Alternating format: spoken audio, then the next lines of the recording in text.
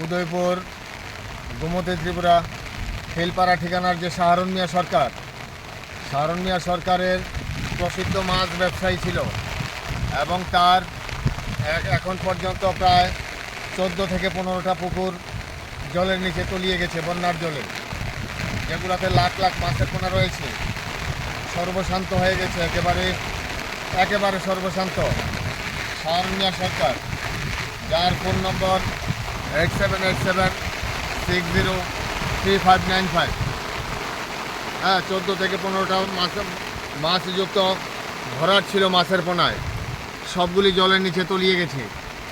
এখন কিছু সরকারি সহায়তা ছাড়া শাহরুন মিয়া সরকারের আর পুঁজি বলতে কিচ্ছু নেই। আমরা বর্তমান সরকারের কাছে অনুরোধ করব এই প্রসিদ্ধ মাছ ব্যবসায়ীকে কিছু আর্থিক সহায়তা করার জন্যে। ধন্যবাদ।